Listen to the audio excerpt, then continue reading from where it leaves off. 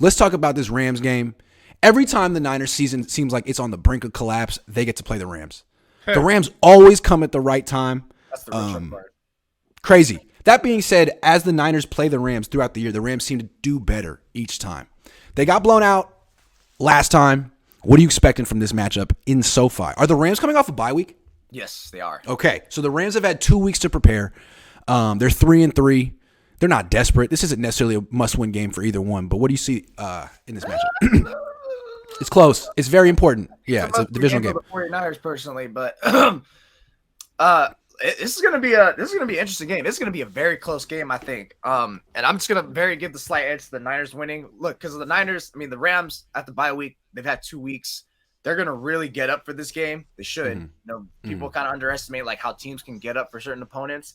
And after they got mollywopped on prime time in front of everyone, so the Rams should really want this game.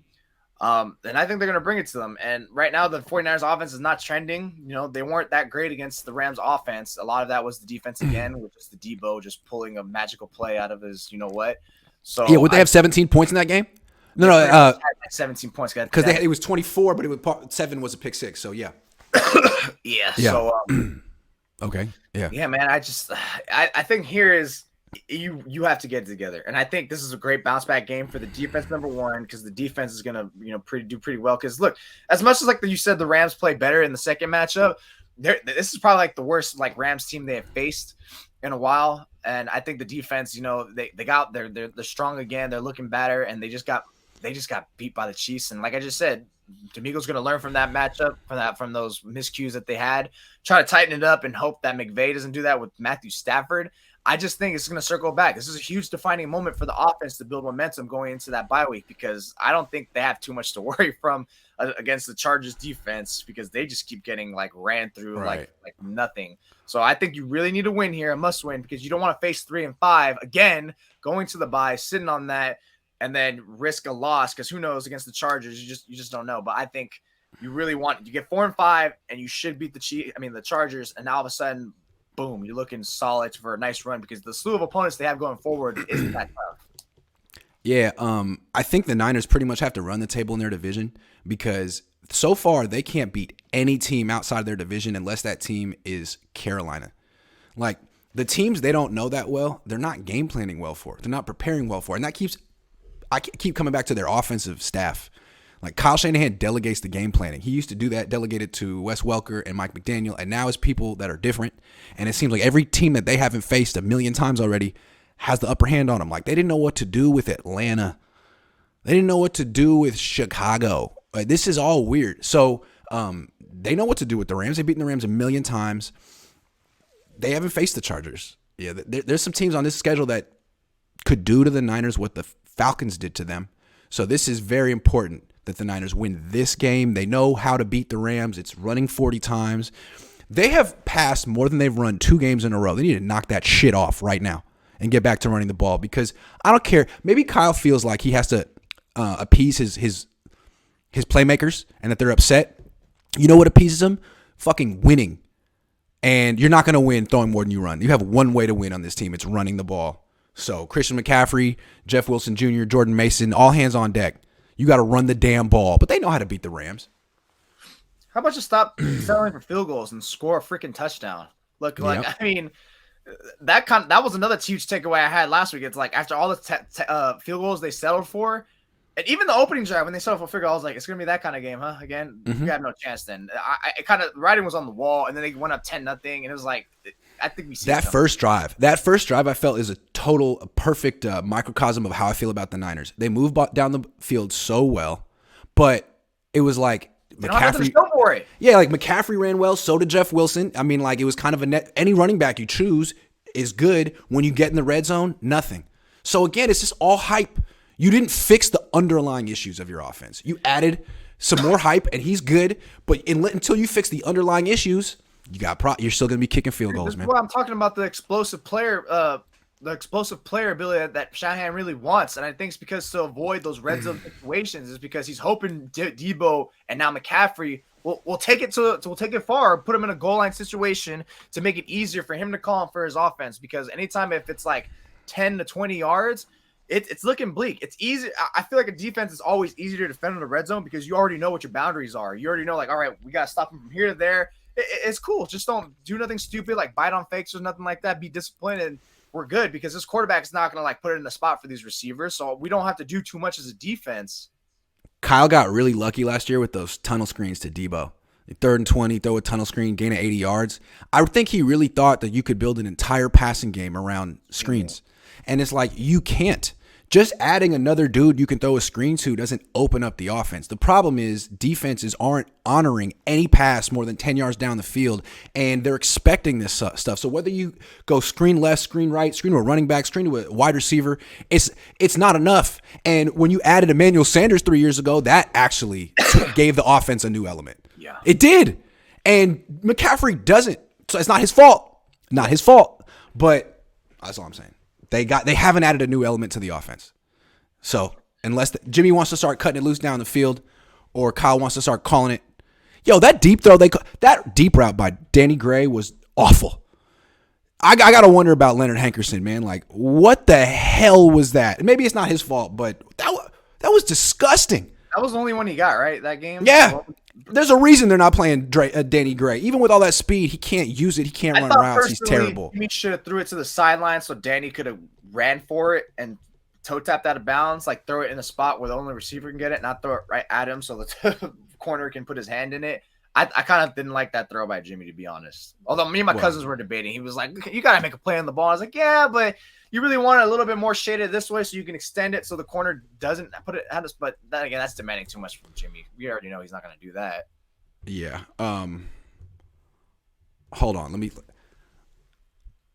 The way I looked at that route, he had no stem and move. He just kind of drifted and floated into his break. You know what I'm saying? Like, you actually have to like stem your route.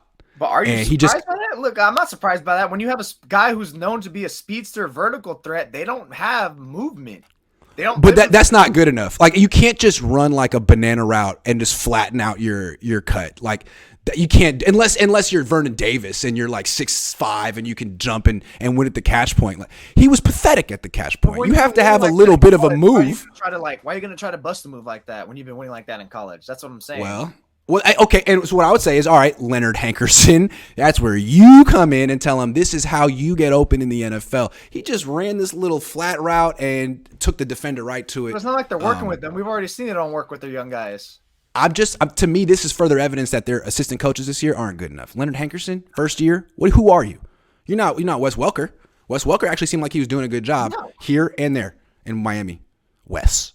Leo says bad public divorce, which is clearly draining him. Why would you want to bring that distraction to this team? Trey Lance is the future. Embrace it. Brady is done after the season. 45 has always been the end game. Maybe you're right. It seems to me like he's getting divorced because he's not trying to stop football anytime soon. It seems to me like he's been trying to leave Tampa all year. He retired. He was talking to Miami. They almost gave him an ownership stake, and Tampa wouldn't let him go. And it seems like he's sort of having an ugly divorce with Tampa as much as with his wife. We'll see if he wants to play football next year, which you don't know, Leo. I don't know. And he calls the Niners and says, can we please do this? In what world can the Niners say, no, we have Jimmy and Trey. We're good. People forget that Bruce Arians like retired and relegated himself because of Brady. Yeah. Like, that legitimately happened. It did. Lorenzo says, don't understand the obsession with Kyle. This guy's way overrated. Fire him. Jim Harbaugh, 4 seasons, 59, 36-1. Kyle, 5 seasons, 42 and 26. Yeah, but Jim Harbaugh clashed with Jed York, and they probably don't like each other. Whereas Kyle Shanahan, like, probably kisses up to Jed York and he sees what Jim Harbaugh did, doesn't do that, and he's nice to Jed, makes Jed feel like he's his friend, and in return, Jed gives Kyle whatever the hell he wants. C. Turley says Ram Stadium needs to be renamed Levi for Levi South. They should rename Levi's because Levi's are really cool jeans, and those are just like it's a really generic stadium. We should call it Wrangler Stadium. Are we getting beat by under 20 yards because our linebacker core is underachieving? No. I felt like it was just a lot of things, like corners missing, safeties missing coming up. So it was just everything just bad. I don't know. Fred Warner's been awful the last 2 weeks. Awful. Yeah, he's been missing a lot of tackles. so bad. Jonathan Chavez says, what I'm going to find hilarious is the same people wanting Jimmy to be the quarterback, seeing his mistakes, are going to want him next year. QB was issues. Yeah. A lot of people being like, whoa, no Brady. Like, hold on, man. It's Tom Brady. Don't say the whole he's washed thing. That's what you said last time he was available. Adrian B says, Banks making me and others eat crow. Was so mad Niners passed on Samuel Jr. I love being wrong in the situation. Lance will do the same to the haters. I'm not a Lance hater at all. I'm just trying to tell you what Kyle's going to do here. I mean, if he was going to run Lance between the tackles last year, what's he going to do with Lance next year off of another year of no development? What's going to happen? I hate that he ran him in between the tackles so much, man. Me too. And I think I still see people saying like, Kyle did not use him like a running back, and I was like, no, when you run between the tackles, that's kind of like you get used like a running back. And I heard people talk about Justin Fields and how naturally gifted as a runner it is, and how instinctual, and it's just like Trey Lance was never that. How on earth could you have thought to run him anywhere close to that? That's why he needed to develop as a runner. You could see it. He didn't know how to slide. Can he develop as a runner? Yes, I think you can. First of all, why are you allocating time to develop as a runner when you should be spending that passing? But what I'm saying is, they kept saying he's not developed as a passer. We have to use him as a runner. He's not developed as a runner either. That's a false dichotomy. He's not developed as anything. He can't slide. And on the zone read, he makes the wrong read most of the time. When he handed it off to Debo that time, it was the wrong read. He should have kept it. And when he kept it, he should have handed it off to Ray McLeod. Yeah. I'm telling you, it's a new game. He was very inexperienced. The whole thing needed development. That's why. And also, you run him between the tackles, fine. Do it on 3rd and 5 when everyone's expecting pass and it's a quarterback draw. You did it on 2nd and 8. What are you trying to do? Set up 3rd and 4? He's going to get hit. You're not going to get a first down. The only way you run your quarterback between the tackles is if you're getting a first down or a touchdown. That was just setting up 3rd and short. Nice. And they know you're running on 2nd down because that's your tendency. Nice. Yeah. Nice. This is the thing that sucks about this season. They're losing, and it's like they're not even losing while watching like a mystery that we have with Nash watching it. No. It's like the only mystery is will they win the division and lose in the playoffs, or will they lose before then? That's not a mystery. They're going to lose in the exactly. They're going to lose in the playoffs. Of course they are. Yeah, and that's why I say trade for Tom Brady. Can't stay on the field or get off on 3rd down. Yep, 870. Hey, Niners, if you're watching, go trade for Tom Brady right now. Just quit messing around. He'll give you your best chance to win. You're welcome.